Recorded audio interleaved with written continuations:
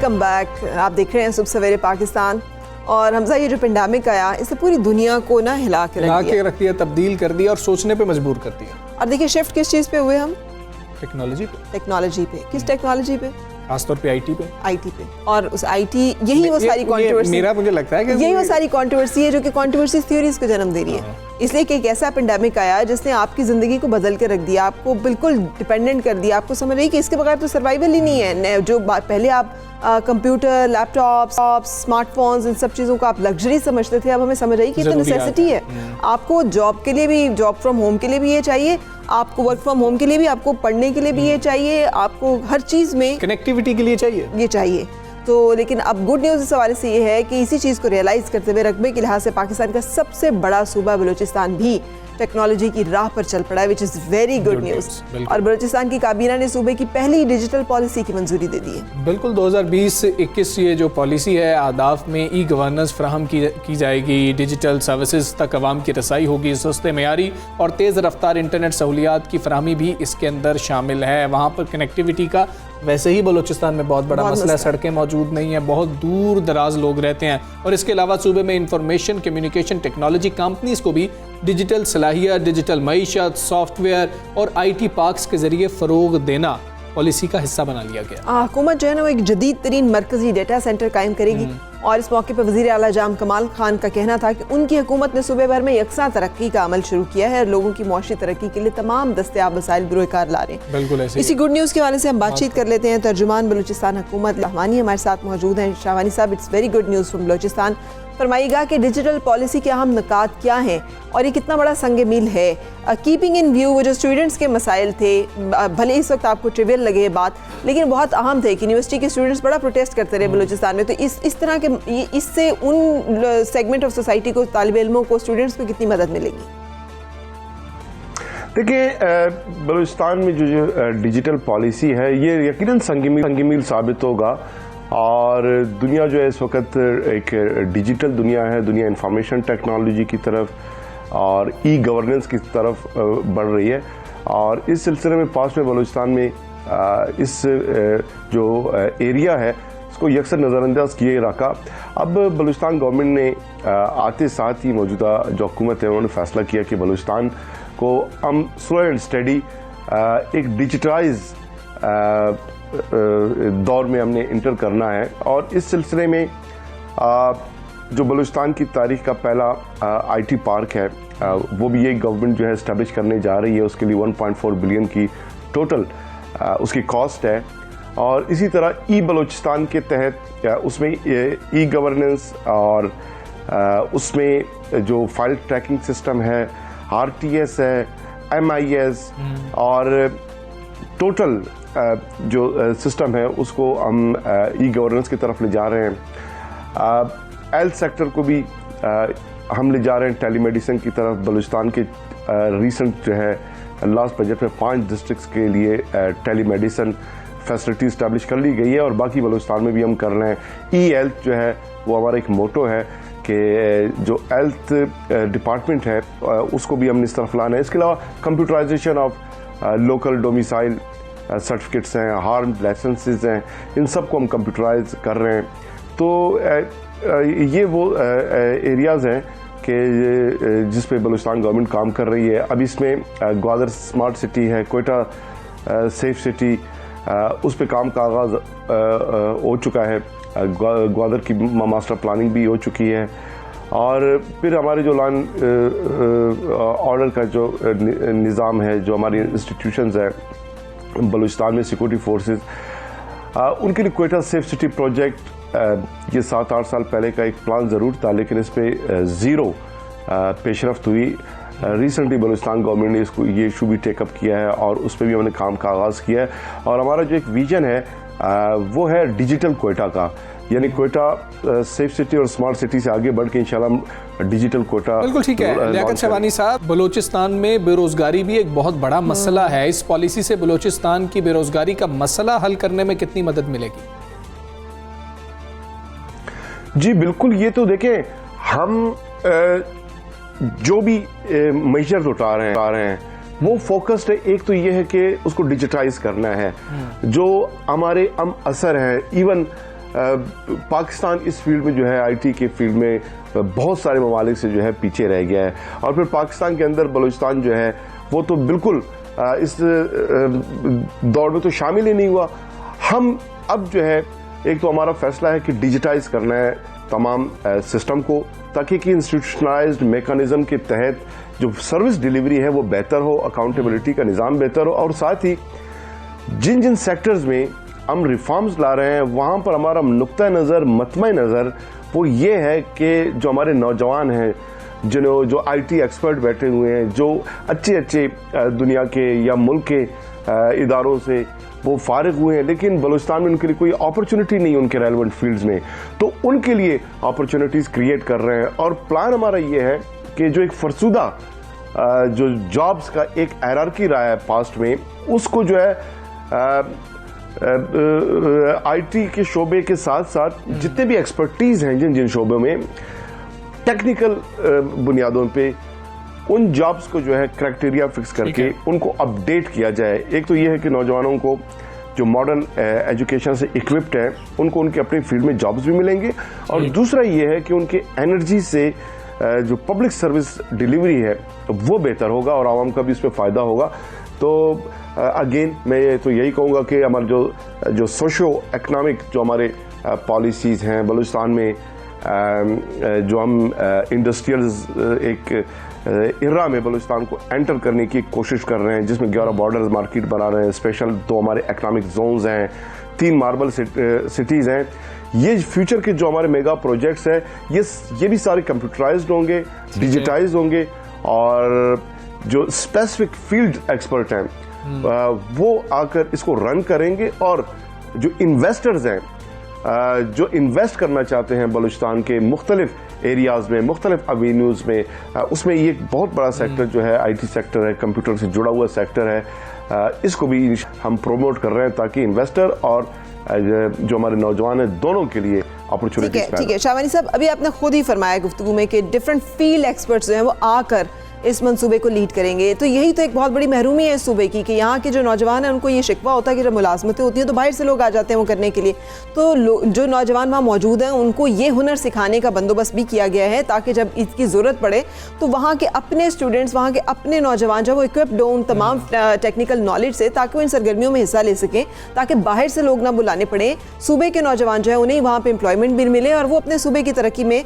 खुद ज़्यादा बढ़कर हिस्सा ले सकें। देखिए, आईटी प्रोफेशनल्स के लिए उनकी कैपेसिटी बिल्डिंग के लिए पूरा हमारा एक प्रोग्राम है, उसके लिए एलोकेशन हो चुकी है। जितने भी आईटी प्रोफेशनल्स हैं उनको हम ट्रेन कर रहे हैं, उनको ट्रेनिंग दे रहे हैं। हमारे जो ऑफिशियल्स हैं, जो ऑफिसर्स हैं, उनकी कैपेसिटी बिल्डिंग भी जो है इस एरिया में हम कर रहे हैं, और दीगर जो हमारी यूथ है जो आईटी के शोबे से जिनका एक शगफ है या उनका बैकग्राउंड है या इस फील्ड में आगे बढ़ना चाह रहे हैं, उनके लिए भी हमने जो है इस तरह के हमारे प्लान्स हैं कि जिस पे हम काम कर रहे हैं, और फोकस्ड है हम इस हवाले से, क्योंकि असल बात देखें विजन का है, डिसीशन का है, आपके गोल्स का है, आपके एम का है। अगर एम गेम आपके गोल और विजन ये है कि बलूचिस्तान को हमने एक तरक्की के शाहरा पे गामजन करना है, तो तरक्की पूरी दुनिया में यानी वेस्टर्न ममालिक भी जो ममालिक इंडस्ट्रियलाइजेशन के इरा में दाखिल हुए, जो इंडस्ट्रियलाइज हुए, वो डेवलप हुए, जो एग्रेरियन सोसाइटी है, सोसाइटी से वो पीछे रह गए। इसी तरह फिर इंडस्ट्रियलाइजेशन के बाद जो अब हमारे एज है, जो डिजिटल एज है, डिजिटल इरा, इसमें अगर हम पीछे रह गए और हमने कूप नहीं किया, और जो हमारे अमसर है दुनिया में जो डेवलपमेंट हो रही है, तो फिर हम पीछे रहेंगे। फिर गौदर जो है कि उसका फ्यूचर है उसको भी हम कनेक्ट कर रहे हैं। तो ये हमारा विजन है क्लियर कट कि जितने भी हमारे प्रोजेक्ट्स होंगे उसके लिए जो ह्यूमन स्किल्स हैं वो बड़ा इम्पॉर्टेंट है, और HR को फर्दर उसको एम्पावर करने के लिए, स्किल्स को बूस्ट करने के लिए, ट्रेनिंग्स के लिए बलूचिस्तान गवर्नमेंट जितने भी सेक्टर्स है उसमें कैपेसिटी बिल्डिंग के लिए हमारी एलोकेशन भी है, प्लानिंग भी है, और इंशाल्लाह फ्यूचर में चूंकि इस सेक्टर में शुक्रिया लियाकत शाहवानी साहब हमारे साथ थे और विजन शेयर कर रहे थे बलूचिस्तान गवर्नमेंट का जो डिजिटल पॉलिसी को लेकर है। देर आयद दुरुस्त आयद, लेट्स ओपन विश के ये इस सूबे की जो फ्रस्ट्रेशन है, मसाइल हैं, महरूमियाँ हैं, उनको ख़त्म करने में मुआवन मददगार साबित होगी और इसको भी डिजिटल एज में उसी स्केल पे खड़ा करेगी जहाँ पे बाकी सूबे हैं, दुनिया है। नौजवान हैं वो इक्विप्ड हो सकेंगे इस टेक्नोलॉजी से जो अब फ्यूचर है पूरी दुनिया का और दुनिया उसी तरफ बढ़ रही है। चाहे कोई भी चीज़ हो, जैसे उस दिन हमारे साथ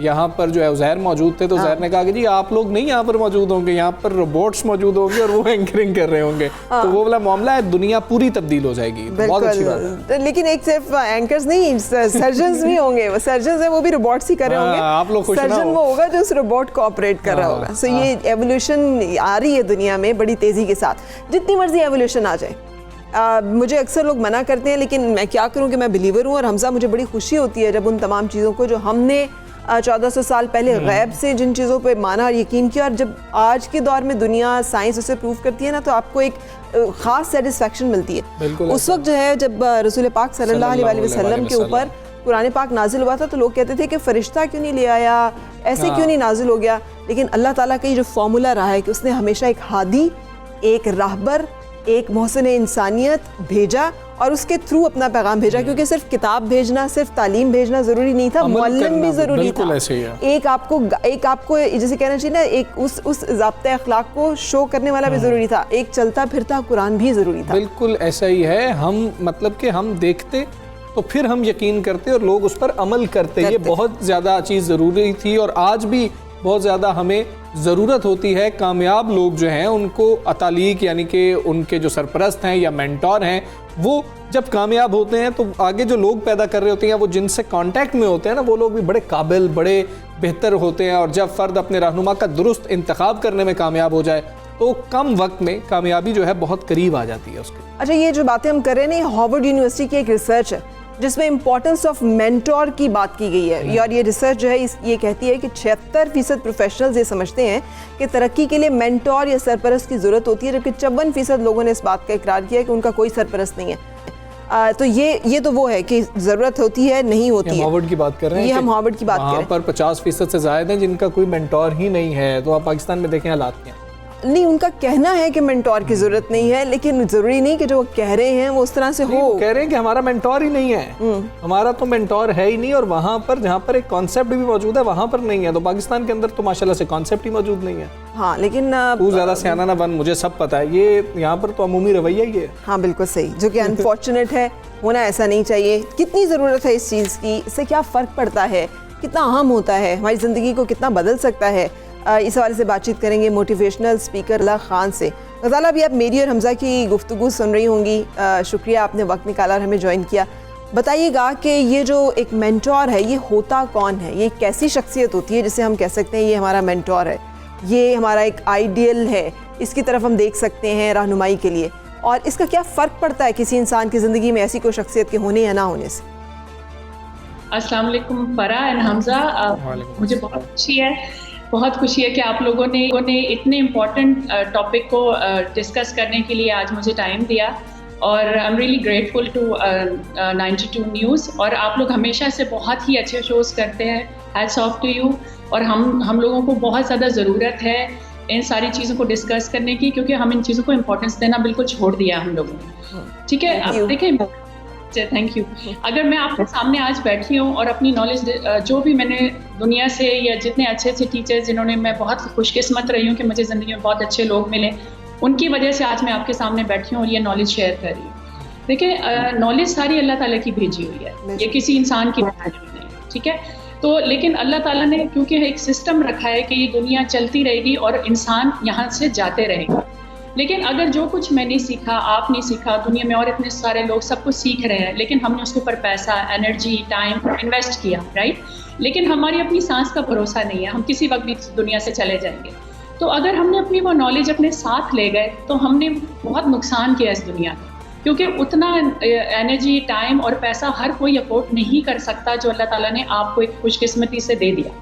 ठीक है, तो अब हम मेरे पास जिस तरह के लोग आते थे शुरू में, तो पहले मैं अपनी जर्नी की बात करूँगी कि मैं भी बहुत आम लोगों की तरह थी, ओवर सेंसिटिव, लोगों पे यकीन ना करना, डाउट रखना अपने ऊपर, अपनी एबिलिटीज़ को अंडर एस्टिमेट करना, ये चीज़ें मैं बहुत करती थी। तो उसके बाद जब मैंने अपने आप को ट्रांसफॉर्म किया अच्छे खुशकिस्मत टीचरों के साथ मिलके, तो मुझे ये मेरे दिमाग में आया कि मुझे ये चीज़ें शेयर करनी चाहिए, क्योंकि हमारे मुल्क में इतनी लो एनर्जी के साथ लोग काम करते हैं कि जो काम वो करना चाहते हैं उसमें भी वो अपना 100% नहीं दे पाते, और उनको खुद लगता है वो अपने आप से खुश नहीं है। और उसकी सबसे बड़ी वजह ये है कि हम लोगों ने अपने दीन से दूरी का मतलब सिर्फ हमने इबादत को नहीं, इबादत के लिए रख दिया अपने दीन। हालांकि हमारा दीन एक मुकम्मल ज़ाब्ता हयात है, एक कंप्लीट लाइफस्टाइल है, जिसे पूरे दुनिया ने, यूरोप ने, आप वेस्टर्न कंट्रीज़ में जाए, उन्होंने पूरे इस्लाम को फॉलो किया है, सिवाय एक बिलीफ सिस्टम डिफरेंट है, वरना वो पूरा सब करते हैं, वो मिलावट नहीं करते, वो झूठ नहीं बोलते, वो सफाई सुथराई का बहुत ज़्यादा तमाम करते हैं, आप उनके पब्लिक टॉयलेट्स देखें। लेकिन वही बात है कि आजकल हमेशा जहाँ भी आप जाएँ सिर्फ डिस्कशन होती है या ब्लेम गेम होता है। ब्लेम गेम क्या है? मेरा काम नहीं है, गवर्नमेंट करे, ये करे, वो करे। जब तक मैं खुद रिस्पॉन्सिबिलिटी नहीं लूंगी, मुझे राइट नहीं है कि मैं कंप्लेन करूं। बिल्कुल गजाला, ये कहिएगा कि एक सेइंग है कि अगर आप एक कमरे के अंदर सबसे अक्लमंद, दानिश्वर, समझदार आदमी है तो अपना कमरा फौरी तब्दील करें और किसी और कमरे में चले जाएं। लेकिन क्या पाकिस्तान में ऐसे कमरे ही मौजूद नहीं है, या हम एक्सप्लोर ही नहीं करना चाहते, हम बस अक्ले कुल हैं और हमें कोई बंदा कोई बात ना समझाए? मसला ये कि हमने ये टेक्नोलॉजी, अल्लाह ताला ने हमें बहुत अच्छी एक चीज़ दे दी है। अब इस टेक्नोलॉजी की जो चॉइस है कि आपने इस पे करना क्या है, वो अल्लाह ने आपके हाथ में रखी है। ठीक है, इसी टेक्नोलॉजी को यूज़ करके मैंने बहुत सारे ऑनलाइन जो थाउजेंड्स ऑफ डॉलर्स के कोर्सेज होते थे वो मुझे फ्री में मिल गए, क्योंकि बहुत सारे लोग ऐसे हैं, मोटिवेशनल स्पीकर्स हैं, टीचर्स हैं, जो ये बिलीव करते हैं कि इस पैंडेमिक के टाइम पे लोगों की एनर्जी बहुत लो थी, अपने घरों के अंदर लोग कैद हो गए थे। तो ऐसे में क्योंकि आपकी होप, आप नाउमीदी की तरफ जाते हैं, मायूसी की तरफ जाते हैं, क्योंकि किसी की जॉब्स चली गई, किसी के बिजनेस खत्म हो गए, तो आपको एक मोटिवेशन चाहिए कि इट्स ओके, ये टाइम भी गुजर जाएगा और मैं इससे निकल जाऊंगा, और उसके लिए आपको मोटिवेशन की बहुत ज़्यादा ज़रूरत होती है। इसलिए आपको थोड़े से सबसे पहले अपनी हेल्थ पे कंसंट्रेट करना चाहिए, क्योंकि मेरी फील्ड ऐसी है कि जिस पे मैंने सारी फील्ड्स पे थोड़ी सारी नॉलेज इकट्ठी की, कि जैसे हमारी नींद का, आप अगर टाइम का पैटर्न देखें, अगर आप रात को सही तरह सोएंगे नहीं, आप कभी फुल एनर्जी के साथ सुबह नहीं उठ सकते, जिसकी वजह से आपका माइंड प्रॉपर काम नहीं करेगा। ठीक है, आप अपनी डाइट, बिल्कुल सही गजाला, एक इन्फॉर्मेशन होती है, एक विजडम होती है।